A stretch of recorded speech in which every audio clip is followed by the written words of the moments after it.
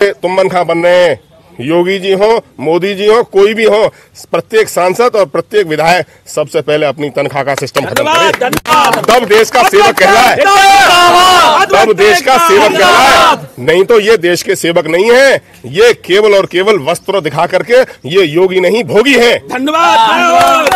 सरकार की जितनी भी उपलब्धियां हैं 2027 में जो चुनाव आएगा उसमें मालूम पड़ जाएगा कि अधिवक्ता कितनी बड़ी ताकत है।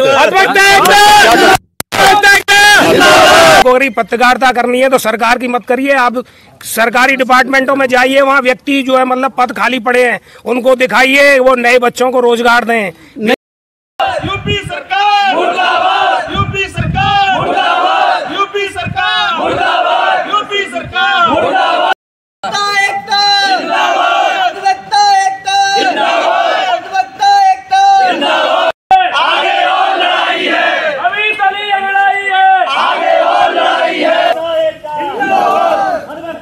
मैं वीरेश यादव, यूपी जनसम्मान न्यूज से। और अभी हम अतरौली में तहसील पर हैं। अधिवक्ताओं की कलमबंद हड़ताल चल रही है, उसी को लेकर सभी वकील एकत्रित हैं और हम यहाँ बात करेंगे।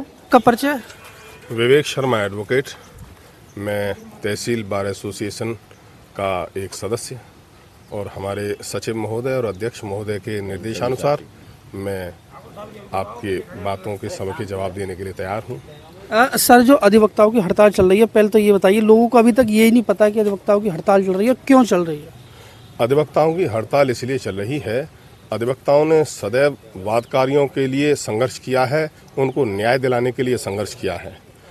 अधिवक्ताओं का जो संघर्ष वर्तमान में चल रहा है वो इसलिए है कि अधिवक्ता और कातिब साहिबान से एक प्रकार से दस्तावेज लेखन का कार्य छीन करके और फ्रंट ऑफिस के माध्यम से ई निबंधन मित्र जो सरकार बना रही है, वो धीरे धीरे प्रयास यह है कि 80,000, 40,000, 20,000 नए रोजगार देने का एक नया नाटक सरकार का है और 8 लाख, 10 लाख और 80 लाख अधिवक्ताओं को बेरोजगार करने का प्रयास है।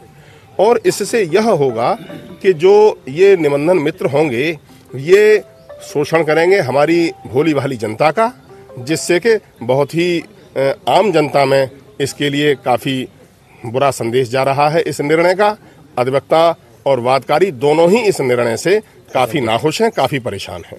सर, वहीं सरकार का और कुछ अखबारों में भी आया है कि इससे 40,000 बेरोजगारों को रोजगार मिलेगा। जी हाँ। सरकार एक इसे बहुत बड़ी उपलब्धि बता रही है अपनी। में की कोई उपलब्धि ऐसी नहीं है, सरकार ने अभी तक कोई ऐसा काम नहीं किया जो उपलब्धि लायक हो। और सरकार की जितनी भी उपलब्धियां हैं 2027 में जो चुनाव आएगा उसमें मालूम पड़ जाएगा कि अधिवक्ता कितनी बड़ी ताकत है, अधिवक्ता कितनी बड़ी ताकत है, ये यूपी गवर्नमेंट को मालूम पड़ जाएगा पूरी तरीके से।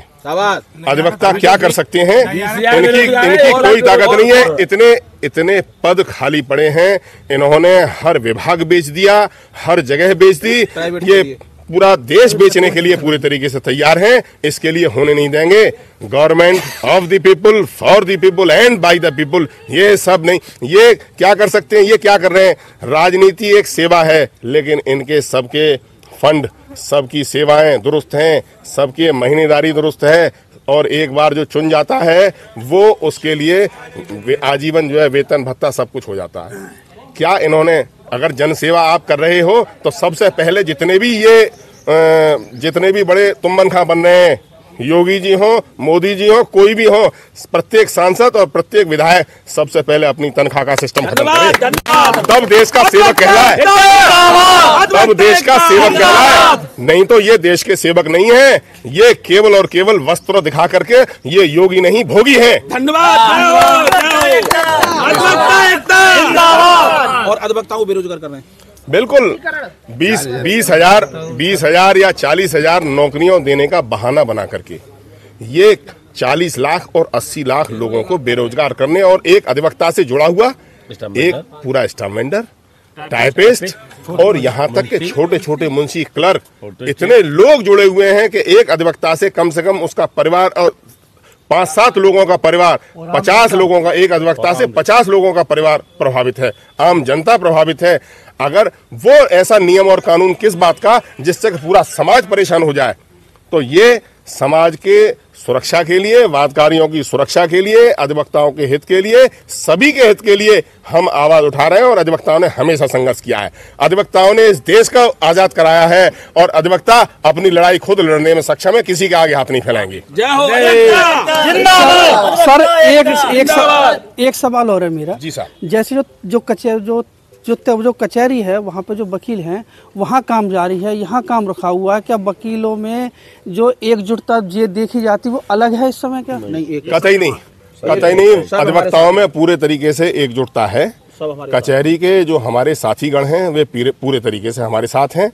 चूंकि वहाँ न्यायपालिका से कार्य चलता है, वो बेनामा लेखन का कार्य नहीं करते हैं, इसलिए वे न्याय दिलाने में वादकारियों के लिए वहां अग्रणी हैं और लेकिन पूरे तरीके से हमारे साथ हैं। उनका समर्थन हमें प्राप्त है। जिस दिन होगा उस दिन वे सारी अदालतें बंद हो जाएंगी और पूरी लड़ाई हमारी एक साथ है। हम कदम से कदम मिलाकर के साथ हैं, कोई अलग नहीं है, अभिन्न है।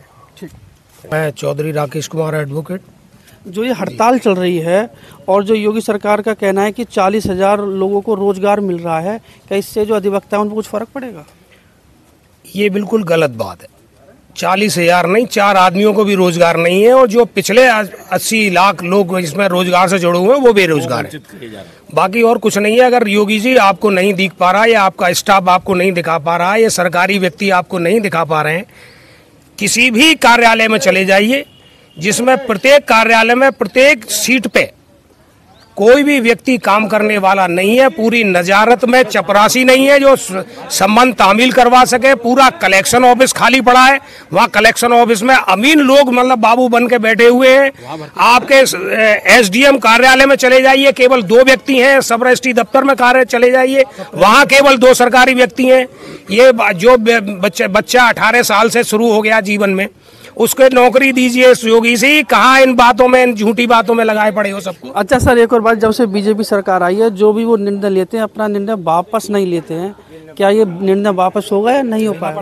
कहाँ पत्रकार साहब आप कहाँ घूम रहे हो? निर्णय तो वापस लिया है, किसी कानून भी वापस लिया है। सुनाने वाले में दम चाहिए, उस समय सुनाने वालों में दम था तब वापस हुआ। और ये अधिवक्ताओं का आंदोलन है, ये बहुत दमदार आंदोलन है, ये भी वापस होगा। कहाँ आप बात करते हैं पत्रकार साहब, जाके ढूंढिए। आपको अगर पत्रकारिता करनी है तो सरकार की मत करिए, आप सरकारी डिपार्टमेंटों में जाइए, वहाँ व्यक्ति जो है मतलब पद खाली पड़े हैं उनको दिखाइए, वो नए बच्चों को रोजगार दें। नहीं, इससे पहले तो आपने इन बातों को रखा ही नहीं है अधिवक्ताओं ने कि जगह खाली है। जब ये जो वेंडर का जो सिस्टम आया, जब से आपने रखा, ये पहले क्यों नहीं कहा आपने? जाकी फटी न कबो विवाही हो तो तीर पर आई।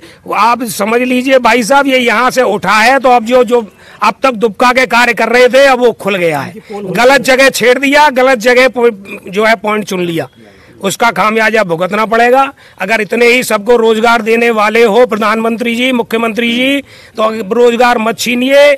आप अग्निवीर से भी रोजगार छीन चुके। मैंने सड़कों पे देखा था कि बच्चे दौड़ते थे, सबका मनोबल तोड़ दिया। एक बच्चा दौड़ते हुए और फौज की तैयारी करते हुए नहीं दिख रहा है।